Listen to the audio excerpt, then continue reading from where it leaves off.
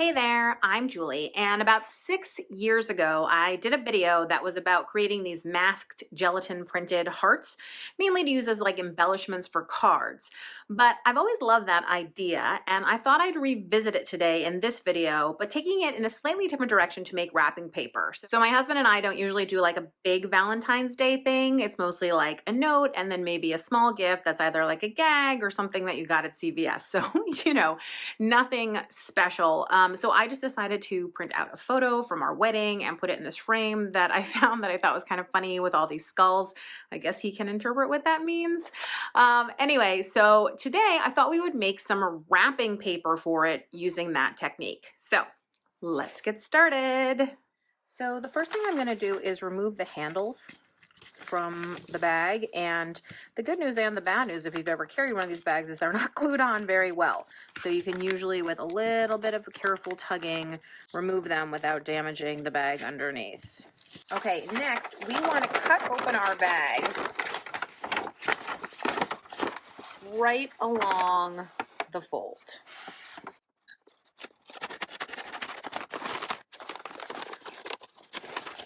Now, when you get to the bottom of the bag, we're essentially just going to remove the bottom of the bag. So you're going to cut around it.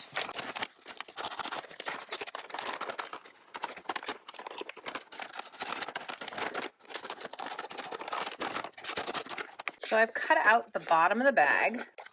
Now, I have a very, very long strip of paper that in fact is too long for the camera to even show, which is great because this is my wrapping paper. Now, if you know the size of the gift you're wrapping, you can cut the bag down so that you're not dealing with such a large piece. Because I am not going to need to go to the work of printing all of this paper. So I can see, I mean, this is more than enough, just like here. And I can save the rest of this paper for another project. And of course, if you had a much bigger project, you could save the whole paper and print the whole thing. Since this is wrapping paper and most likely going to get thrown away, I'm not going to spend a ton of time decorating the underlayers. In fact, if you wanted, you didn't have to decorate them at all. Instead, what I'm going to do is I'm going to put out some red paint with maybe a little bit of hot pink for some fun, and then I'm going to put out a bunch of white too. So my goal here is to create as busy a kind of background as possible. So I want to get all of these colors out. I don't want to cover up all of the paper bag. I want some of that to show because that adds a nice layer of busyness into the mix too. But I'm just trying to do some very not difficult, at least I hope you don't think this is that difficult, painting and doing kind of like a dry brush and just kind of having fun getting some different pinks and reds out. Again, not trying to cover up the bag. So, you have a rough sort of something here, and then I want to come in and add a little bit more so that there's still something interesting behind her when we print on top of it. So to do that, you could bring in stencils, or you can just do some really simple shapes. You could use stamps, but again, it's like wrapping paper is most likely just going to get tossed. I like it to be fun. I like for my husband to know that I spent some time, thinking about it and thinking of him and blah, blah, blah, blah. But in the end, this is really just something that's fun for me to do. And you can even take a really wet brush and a lot of paint. You can do some splatters. That's a nice little detail that usually shows up really well. Can add some stripes. Again, you're looking for intense patterning, just a lot of busy to the eye. I'm going to add a little bit of black into my red just to create some variety of value, again, so that I have some differences here. I'm always looking for ways to introduce variety. However, you'll notice that I've kept everything in this sort of single color, meaning hue area, right? Everything is this kind of reds and pinks. By keeping it to a monochromatic color scheme, even though it's kind of crazy and busy, it doesn't feel too jangly. And of course, another way to add variety is to use a smaller brush. or just a bigger brush, or just a different size brush, so that again, there are some differences. Why is variety important?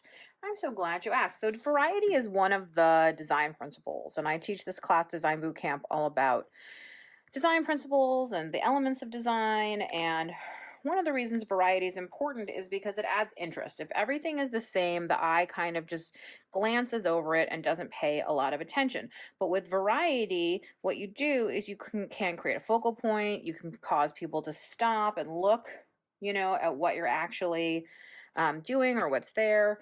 And so variety is important. Now, the other design principle that goes with variety is unity.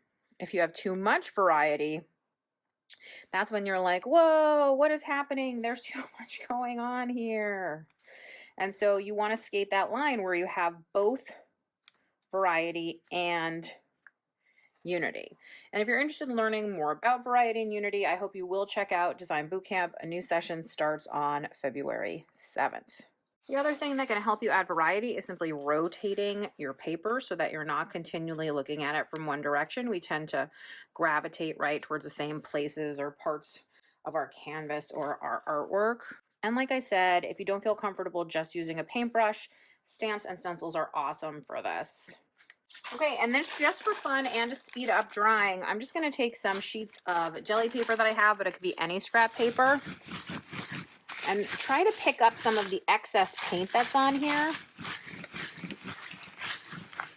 This is going to help this dry faster, but it's also going to kind of mush the paint around. And in fact, when I go to dry the other side, some of this paint will transfer back onto the piece in unexpected ways, and that's awesome. Because again, here, all we're trying to do is make a big, colorful, densely patterned mess. Plus bonus, now we have some more collage paper.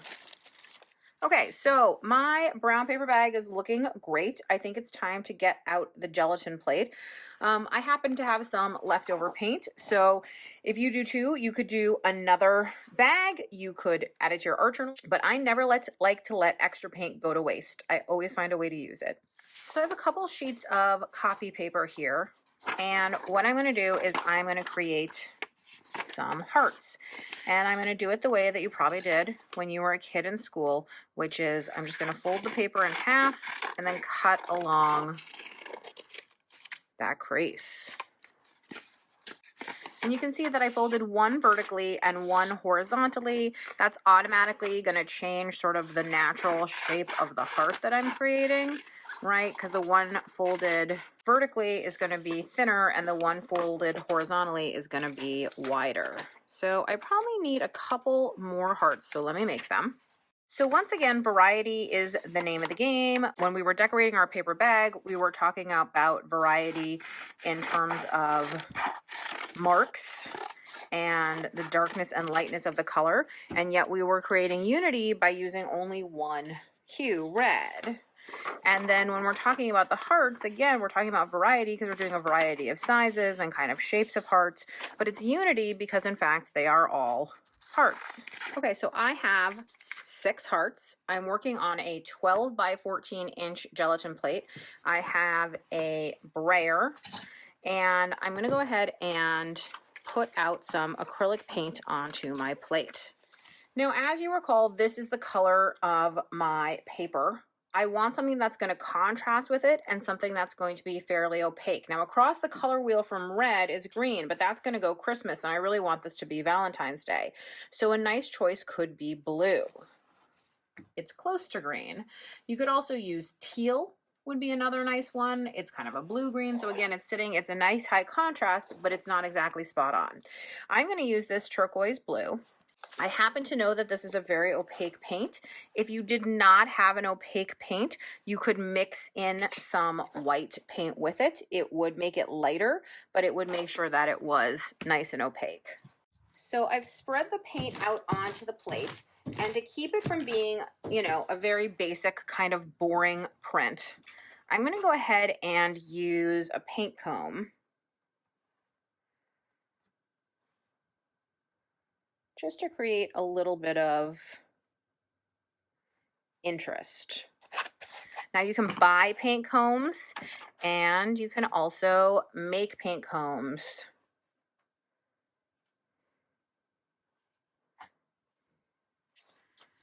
Then I'm going to go ahead and put down a couple of my paper masks. I don't want all the hearts to be going in the same direction because this is wrapping paper, so hopefully it won't be directional. And I don't want to overclog the plate with hearts because I want there to be plenty of space for you to actually see the definition of each heart. So obviously my paper is larger than what you see here, and that's fine. But it means I just need to pick a corner to start in and make sure that I'm covering, basically you can see part of the plate showing right on each side as I've got this corner going. If you're worried about getting anything dirty, you can always put a piece of paper over the top. So most people smooth a gelatin plate with their hands. For years, I've been using a Baron, which is a printmaking tool that a lot of people use in block printing, but I just find it saves my hands and it saves my back, and it's just a personal preference.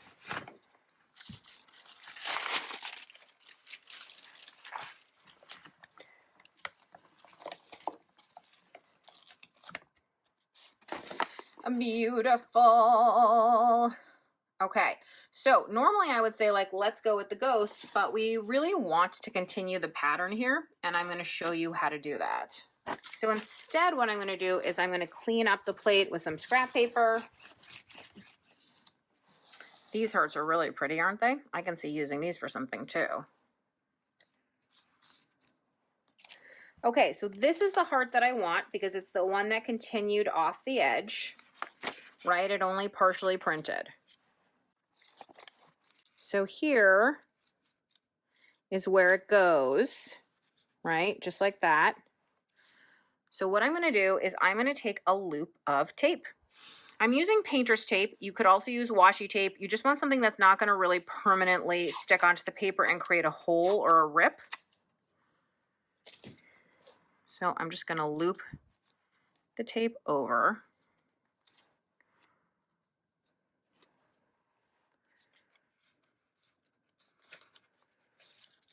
And then I'm basically sticking it in place to where it goes onto my wrapping paper. So now when I do my next prints, it's going to include this big heart here. So I'm putting out the same color of paint. I have kind of a long explanation coming up, so I was just debating whether I should put on more paint because I'm going to be talking and the paint's probably going to dry. So if I were just going to print, this would be fine, but because I'm about to start talking, I'm going to put some more paint on and hopefully it won't dry before I finished chit-chattering away. Okay, so I am going to put this down using my finger to mark the edge of the plate. However, that also means I need to be aware of where I can and can't put any hearts, right? So I know that, like, for instance, I don't want hearts to go where this is. So this is pretty easy if you think about it. It just means on the right side of the plate, because that's where I'm about to flip this, right? I don't want to have any hearts. So I can put a heart right here.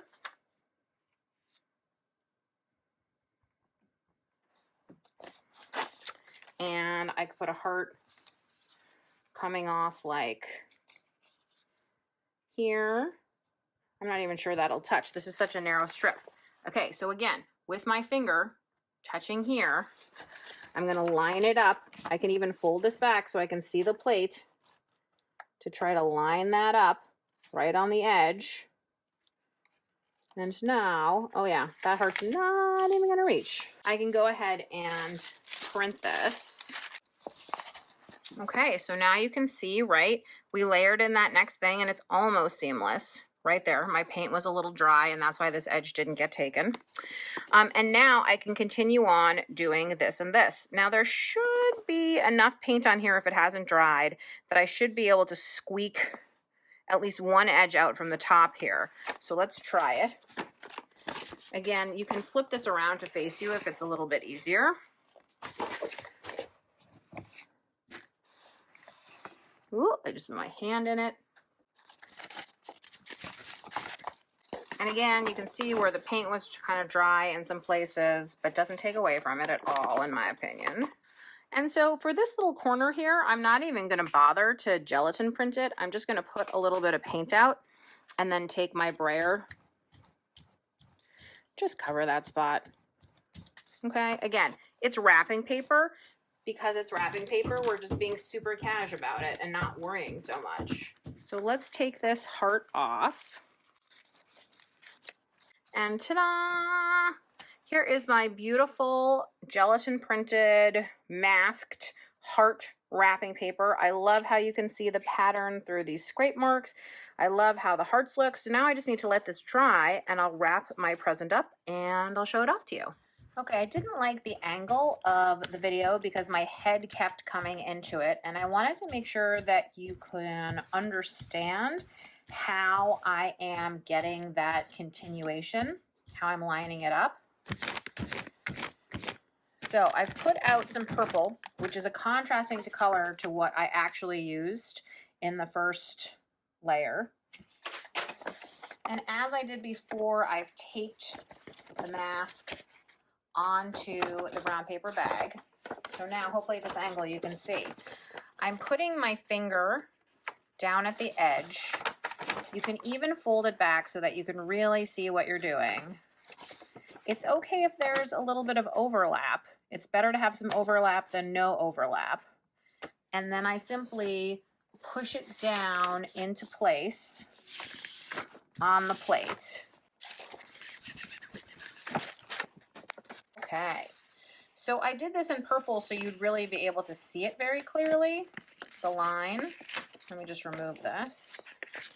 So again, the first thing I did was the white area. Then using the method that you just saw, right, where the mask is taped in place, I rolled the edge. You can see from where the white and the purple overlap, there's a very small area of overlap, but if they're the same color, you won't even notice that. And then wonderfully serendipitous things happened where like these lines seem to run into these lines and it looks like it's just a continuation of the line, and that's not on purpose at all. But you can see how that allows you to continue the shape without anybody noticing that you had a smaller plate, that you were working with a smaller plate. So here is my finished wrapped package. I think it looks beautiful, inviting, Valentine's Day-y. You can see that I use some of my handmade tape. This is tape that I make from little pieces of scrap paper. And you could certainly use washi tape or something decorative, but it's just a nice way to keep that sort of handmade feeling going. Then I just tied a simple twine ribbon around it, and this is ready to be gifted for Valentine's Day. So thanks so much for watching. If you want to learn more about gelatin printing, I do have a ton of gelatin printing videos here on my channel. I also have a fantastic class, if I do say so myself, called A Year of Gelatin Printing. And you don't have to believe just me. There are tons of reviews that you can read all on my balzerdesigns.com page about it. And it really is, if you want to master gelatin printing, this class is going to take you through everything you need to know.